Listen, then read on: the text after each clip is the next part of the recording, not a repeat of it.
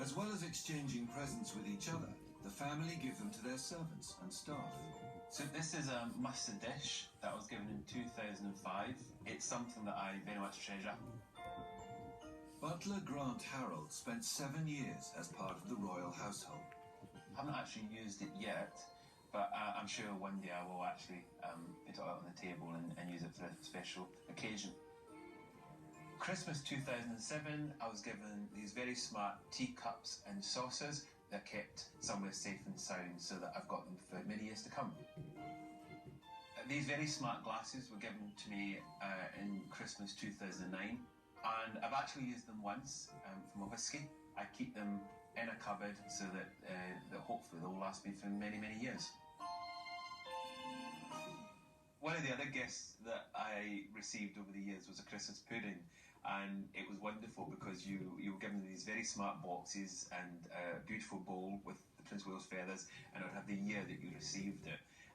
Sadly, they didn't last long because I quite enjoyed the Christmas pudding, obviously over Christmas, so they didn't get saved. But again, it was a lovely gift to receive.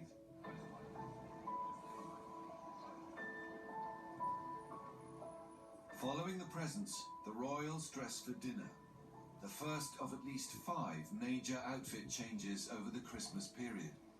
This will be a very small selection of the number of garments that would need to be worn over those 3 days. Jacques Azaguri once designed clothes for Princess Diana. So the very big night for the royals is, of course, Christmas Eve, and this is when everything comes out. The tiaras, the necklaces, the long dresses. It's a full-on black tie evening, and of course it's a party, and they pull out all the stops. I think when you pack to go to Sandringham, you have to pack your entire wardrobe because they need so many changes of clothes. So perhaps for the young princesses, they could probably go for something like this.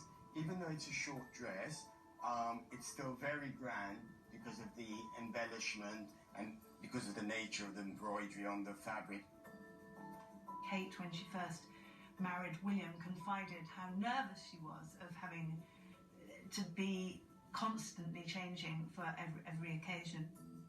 I mean, I can imagine Kate in something like this. She loves lace, she loves flowy dresses. It's endless, and it's all very traditional, shall we say. Some might say old-fashioned, but I think they enjoy dressing up.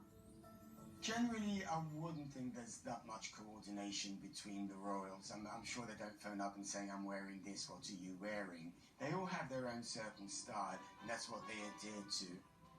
Kate loves dressing up to the nines, to steal Harry's phrase, and we've seen her dress her children up to the nines.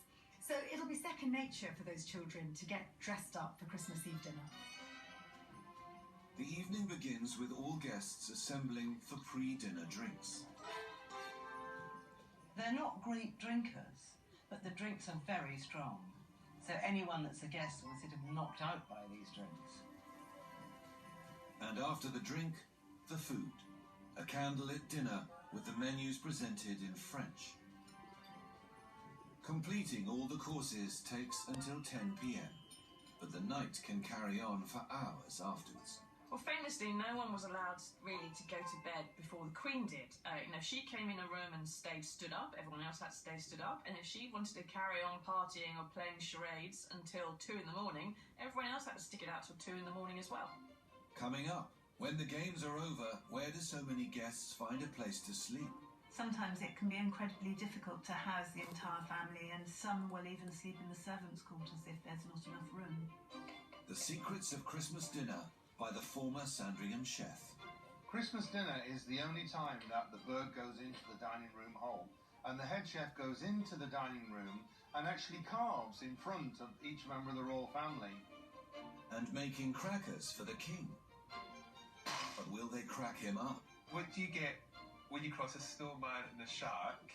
Frostbite. That's quite good.